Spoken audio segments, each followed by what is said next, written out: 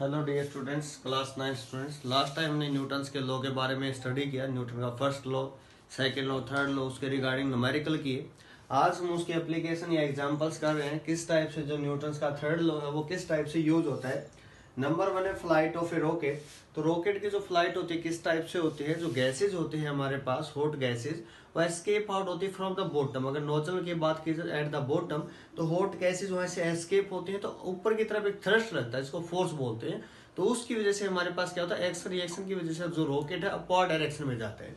आइए स्टडी करते हैं। In a rocket the fuel is burn to produce large quantity of hot gases. These hot gases escape out with a large force. Means action वहां पर लगा है, इस action की वजह से क्या हुआ, through the nozzle at the bottom of the rocket, इस एक्शन की वजह से इक्वल अमाउंट में रिएक्शन मिलेगा इन द अपवर्ड डायरेक्शन, जिसकी वजह से जो रॉकेट है अपवर्ड डायरेक्शन में मूव करता है, लिफ्ट करता है। तो ये हमारे पास फर्स्ट केस था इसका, lift flight of A rocket. Number 2, swimming of a person. कोई पर्सन स्विम कर रहा है, तो उस केस में क्या होता है, जैसे कोई पर्सन स्विमिंग कर रहा तो वो क्या होता है, वाटर को बैकवर्ड डायरेक्शन में पुश करता है, धकेलता है, और जो वाटर होता है वो उस पर्सन को क्या करता है, आगे की तरफ धक्का देता है। एक टाइप से एक्शन हमने अप्लाई किया, वाटर को बैकवर्ड डायरेक्शन में भेजा और वाटर ने हमारे ऊपर क्या दिया, रिएक्शन दिया इक्वल अमाउंट में, जिससे हम आगे की तरफ गए। सेम केस बोटिंग के अंदर होता है। बोटिंग में भी क्या होता है, हम वाटर का पीछे की तरफ करते हैं, तो वाटर जो होता है वो हमें आगे की तरफ लेके जाता है। ठीक है। और सिंपल अगर बात करें वॉकिंग ऑफ ए पर्सन, तो वॉकिंग के अंदर भी क्या होता है, जो रोड होता है हमें पता नहीं चल रहा होता रियल में, लेकिन क्या करते हैं, जो ग्राउंड है उसको हम पुश करते हैं इन द बैकवर्ड डायरेक्शन, जिसकी वजह से क्या होता है, हम फॉरवर्ड डायरेक्शन में मूव करते हैं, आगे की तरफ बढ़ते रहते हैं। तो ये कुछ एग्जाम्पल थे, और नेक्स्ट एग्जाम्पल के बारे में हम बात करते हैं। ये कुछ एग्जाम्पल ओके। अब हम बात करेंगे थर्ड एग्जाम्पल की, Newton's third law of motion की, रिकॉइल ऑफ ए गन। इसके ऊपर मैंने स्टार यहाँ पर नोट किया क्योंकि बहुत ज्यादा इंपॉर्टेंट है पेपर पॉइंट ऑफ व्यू के अकॉर्डिंग हमारे पास। तो इसके अंदर क्या होता है, when a gun is fired the bullet comes out from the gun due to the force. जैसे हम यहाँ फोर्स अप्लाई करेंगे, इससे क्या होगा, जो बुलेट जो आपको दिख रही है इसका मास कम है, ये हमारे पास एक्शन की वजह से क्या होगा, एक्शन यहाँ पर होगा force applied on it through the trigger, the gun recoils in the backward direction. जो गन होगी वो पीछे की तरफ जाएगी, जबकि जो बुलेट है वो इन द फॉरवर्ड डायरेक्शन हमारे पास मूव करेगी। ऐसा क्यों, क्योंकि यहाँ पर एक्शन हुआ, जितना एक्शन हुआ उतना ही क्या हुआ, यहाँ पर रिएक्शन हुआ इक्वल अमाउंट में। लेकिन ऐसा क्यों होता है कि जो गन है वो कम ही पीछे क्यों जाती है, क्योंकि जो गन होता है वो एक्सेलरेट कम होती है, क्योंकि उसका मास ज्यादा होता है। मास ज्यादा होने से हमारे पास क्या होगा, एक्सेलरेशन कम। Force is equal to mass into acceleration. इसका मास कम है तो एक्सेलरेशन क्या होगी, ज्यादा, और इसका मास है हमारे पास क्या ज्यादा, तो एक्सेलरेशन क्या होगी, कम। तो ये रीजन होता है हमारे पास कि जो गन होती है वो रिकॉइल क्यों करती है। ये जो कंजर्वेशन ऑफ लीनियर मोमेंटम है उसको भी फॉलो करती है, उसके बारे में अभी हम डिस्कस करेंगे इस टॉपिक के बाद। नेक्स्ट हमारे पास है रीबाउंड ऑफ ए बॉल। जब भी कोई बॉल हमारे पास होती है हम उसको दीवार की तरफ थ्रो करते हैं, तो क्या होता है, जैसे थ्रो करते हैं वहां पर वॉल के ऊपर क्या होता है, एक फोर्स लगता है, फोर्स एक्सर्ट होता है, एक्शन। और वॉल जो होती है ड्यूरिंग कोलिजन, जब कोलिजन होता है, कोलाइड होता है, आपस में जब टकराते हैं दोनों, तो जो वॉल होती है उसके ऊपर इक्वल एंड अपोजिट डायरेक्शन में क्या होती है, फोर्स अप्लाई करती है, इसको बोलते हैं रिएक्शन, जिसकी वजह से वो दोबारा हमारे पास आती है। ठीक है। तो ये थे इसके एग्जाम्पल, हमारे पास 4 एग्जाम्पल के बारे में डिस्कस की। अब हम बात करें कंजर्वेशन ऑफ, अब हम बात करेंगे law of conservation of linear momentum के बारे में। कंजर्वेशन ऑफ लीनियर मोमेंटम, इसके बारे में इसकी एप्लीकेशन करेंगे। सबसे पहले एक बार जानते हैं कंजर्वेशन ऑफ लीनियर मोमेंटम क्या होता है। Conservation of linear momentum,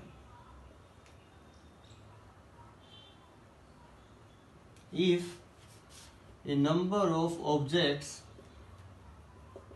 are interacting with each other, then the total linear momentum before and after the collision, and after remains constant, या फिर आप इसको बोल सकते हो conserved during interaction, before and after interaction. ऐसा हम बोल सकते हैं कि जो हमारे पास लीनियर मोमेंटम होगा वो कंजर्व रहेगा बिफोर एंड आफ्टर। मींस इसका ये है कि जो लीनियर मोमेंटम होगा P इनिशियल और P final, means P before is equal to P after, हमेशा ही क्या रहेगा, सेम रहेगा। कब, if no external force acting on it, if no external force acting on it, अगर कोई एक्सटर्नल फोर्स यहाँ पर एक्ट ना करे, एक्टिंग ऑन इट। यही हमारे पास अगर बात करें न्यूटन के सेकंड लॉ की, F इज इक्वल टू क्या था, dp बाई dt। अगर ये फोर्स जीरो हो जाए तो dp बाई dt भी जीरो, इट मीन्स p क्या होगा, कांस्टेंट या फिर कंजर्व। तो p क्या होगा, कांस्टेंट या फिर कंजर्व हमारे पास होगा। क्लियर। अब हम इसका प्रूफ देखेंगे किस टाइप से हमारे पास जो लीनियर मोमेंटम का सम होगा बिफोर एंड आफ्टर किस टाइप से कंजर्व रहेगा। ठीक है, तो हम बात करते हैं यहाँ पर टू बॉडी सिस्टम हम लेके चल रहे हैं। यहाँ पर कोई ये ऑब्जेक्ट ए है, फॉर एग्जांपल कार भी मान सकते हो, कोई ऑब्जेक्ट है जिसका मास m है। ठीक है, फर्स्ट के लिए ma हमने यूज किया, इनिशियल वेलोसिटी इसके ua। ये हमारे पास कोई सेकंड ऑब्जेक्ट है जिसका मास mb है, उसकी वेलोसिटी ub है। ये सिचुएशन है बिफोर कोलिजन, जब तक दोनों में कोई कोलिजन नहीं हुआ। ठीक है, जब तक दोनों आपस में नहीं टकराए। ये सिचुएशन हमारे पास ड्यूरिंग कोलिजन, जैसे ही कोलिजन होगा, कोलाइड होगा, दोनों बॉडी, दोनों ऑब्जेक्ट, दोनों गाड़ी जो भी हमारे पास है ma mb, वो सिचुएशन हमारे पास ड्यूरिंग कोलिजन।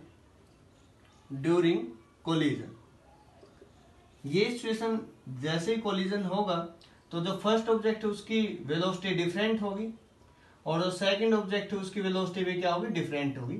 ये वन डायमेंशन का केस हम कर रहे हैं। वन डायमेंशन मींस ये जो हो रहा है हमारे पास जो सिस्टम है, एक ही डायमेंशन, एक ही एक्सिस पे हम कर रहे हैं। ठीक है, अब ये बिफोर कोलिजन, ड्यूरिंग कोलिजन, ये सिचुएशन आफ्टर कोलिजन। अब कंजर्वेशन ऑफ लीनियर मोमेंटम क्या कहता है, कोई भी जो ऑब्जेक्ट है, नंबर ऑफ ऑब्जेक्ट इंटरेक्ट कर रहे हैं तो उनका जो लीनियर मोमेंटम होगा before is equal to linear momentum after होना चाहिए। ठीक है, तो वो हम यहाँ पर स्टडी करते हैं। तो फर्स्ट ऑब्जेक्ट के अंदर चेंज इन मोमेंटम कितना है इसकी हम बात करते हैं। फर्स्ट पे भी फोर्स अप्लाई हुआ, सेकंड पे भी, जब कोलिजन होगा तो दोनों पे अप्लाई होगा। तो फर्स्ट के अंदर rate of change of linear momentum, rate of change of linear momentum, linear momentum in object A object के अंदर कितना चेंज आया, रेट की हम बात कर रहे हैं तो रेट के रिगार्डिंग हम बोलेंगे। ठीक है, पी ए फाइनल मीन्स बाद में जो हुआ, माइनस पी ए इनिशियल, ये फाइनल का, ये इनिशियल का, ये मतलब क्या है, आफ्टर है और ये क्या है, बिफोर है। ये सिचुएशन हमारे पास क्या है, आफ्टर, और ये सिचुएशन क्या है, बिफोर। ठीक है, जब कोलिजन नहीं हुआ तो हम इसको क्या लिख सकते हैं, डिवाइडेड बाय में टाइम, क्योंकि रेट की बात की जा रही, टाइम कितना लगे, फॉर एग्जांपल टी टाइम के अंदर हम वो बात कर रहे हैं। तो पी ए इसका मोमेंटम क्या होगा, मास इंटू वेलोसिटी, फॉर्मूला हमने पढ़ा था M A V A minus M A U A divided by में टी। ये है किसका, फर्स्ट के अंदर ए के अंदर rate of change of momentum means DP by D T है किसका, ए का, डीपी बाई डी टी किसके अंदर, ए के अंदर। क्लियर, ये बात समझ में आई। अब हम बात करते हैं rate of change of linear momentum, linear momentum rate की बात की जा रही इसलिए टी से डिवाइड किया, ध्यान रखना इस चीज का।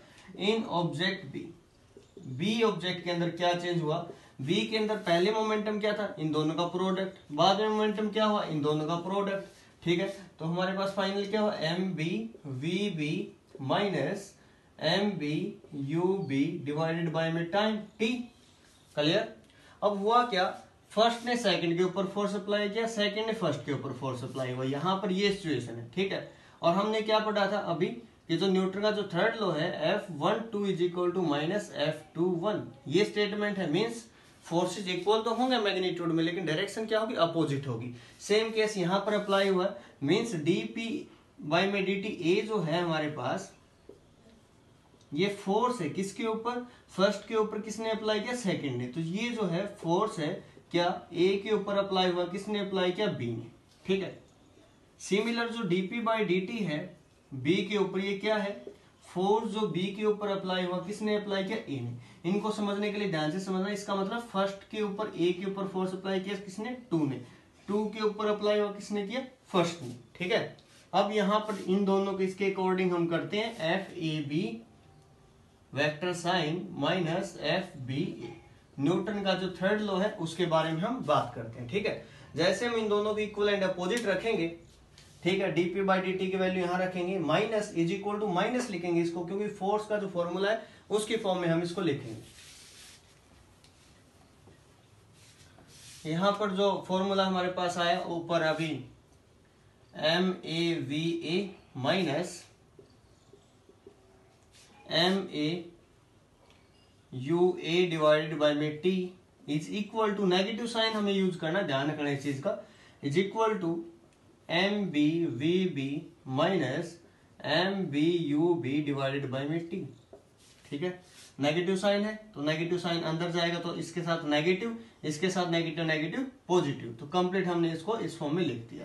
T से T कैंसिल, जो नेगेटिव है उसको एक साइड ले आओ, ठीक है, जो पॉजिटिव है एक साइड, इसको मैं इस साइड लेके आऊंगा तो मेरे पास क्या हुआ MAVA plus MBVB is equal to, ये साइड जाएगा पॉजिटिव होगा MAUA प्लस MBUB।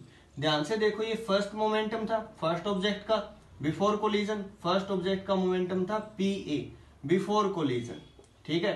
ये सेकंड ऑब्जेक्ट का मोमेंटम था B का, ठीक है, बिफोर कोलिजन। ये क्या था, फर्स्ट ऑब्जेक्ट का मोमेंटम था आफ्टर कोलिजन। ये क्या था, आफ्टर के लिए मैं A लिख रहा हूँ, बिफोर के लिए B लिख रहा हूँ। ये क्या था, सेकंड ऑब्जेक्ट का मोमेंटम था after collision. Means linear momentum दोनों ऑब्जेक्ट का सम किया after is equal to linear momentum before. यही तो स्टेटमेंट थी कंजर्वेशन ऑफ लीनियर मोमेंटम की, जितने भी ऑब्जेक्ट वहां लग रहे हैं उनका सबका जो लीनियर मोमेंटम होगा before is equal to linear momentum after. तो ये इसका प्रूफ था हमारे पास कंजर्वेशन ऑफ लीनियर मोमेंटम का। अभी जो टॉपिक डिस्कस किया है उसके बारे में हम बात करते हैं। जो न्यूमेरिकल है इससे आपको सभी चीजें क्लियर हो जाएं किस टाइप से है। देखें बस two object of mass is 100 gram and 200 gram are moving along the same line and the direction with velocity 2 metre पर सेकंड एंड 1 मीटर पर सेकंड। जो फर्स्ट है वो फर्स्ट ऑब्जेक्ट के लिए, जो सेकंड है सेकंड ऑब्जेक्ट के लिए। They collide and after the collision the first object moves with velocity of this, determine the velocity of second. ये फर्स्ट ऑब्जेक्ट है, ये सेकंड है, और फर्स्ट ऑब्जेक्ट सेकंड ऑब्जेक्ट से इस टाइप से दोनों के दोनों एक ही डायरेक्शन में चल रहे हैं। जैसे कोलिजन होगा फर्स्ट ऑब्जेक्ट की वेलोसिटी क्या हो, जो पहले 2 थी वो 1.67, पहले ऑब्जेक्ट की वेलोसिटी कम हो चुकी है तो सेकंड ऑब्जेक्ट जो है उसकी वेलोसिटी बढ़ेगी हमेशा ही। इस चीज का आपको थोड़ा ध्यान रखना होगा। तो देखिए अब स्टार्ट करते हैं। यहाँ पर डायग्राम के अकॉर्डिंग इसको समझे। सबसे पहले जो फर्स्ट ऑब्जेक्ट है उसका मास कितना 100 ग्राम, वेलोसिटी कितने 2 मीटर पर सेकेंड। अब जो सेकेंड ऑब्जेक्ट है इसका हमारे पास मास कितना 200 ग्राम एंड वेलोसिटी कितने 1 मीटर पर सेकेंड। ये सिचुएशन कब थी, बिफोर कोलिजन। कोलिजन से पहले जो सिचुएशन थी ये वो है हमारे पास बिफोर कोलिजन, ठीक है। आफ्टर कोलिजन क्या हुआ, जो फर्स्ट ऑब्जेक्ट उसका मास उतना ही रहेगा, चेंज नहीं होगा 100 ग्राम। ये मूव करने लगा किस स्पीड से 1.67, इसकी जो स्पीड है पहले से कम हुई। अब जो सेकेंड ऑब्जेक्ट है जिसका मास हमारे पास कितना 200 ग्राम, इसकी जो वेलोसिटी है ये हमें नहीं पता, ये हमें कैलकुलेट करनी है, ठीक है। अब क्या करेंगे, ये situation after collision, after collision, ठीक है। तो ये सिचुएशन हमारे पास इस टाइप से हो चुकी है। एक minute,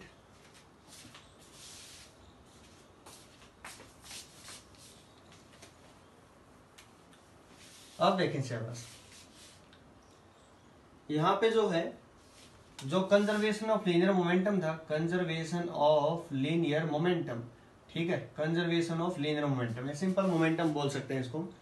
before is equal to after, first का मास कितना 100 ग्राम, सेम इसी सिस्टम में आप ले सकते हैं, कोई इफेक्ट नहीं होगा, into 2 plus 200 into 1 is equal to this mass into 1.67 plus 200 into जिस वेलोसिटी का हमें नहीं पता निकालना है, ठीक है।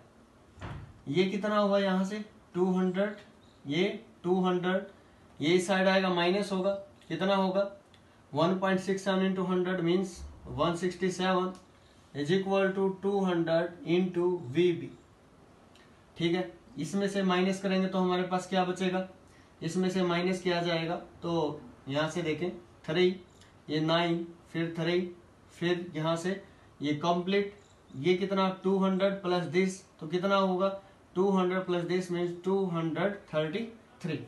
तो इसको डिवाइड किया जाए किससे, 200 से, तब जाके हमारे पास आंसर आएगा।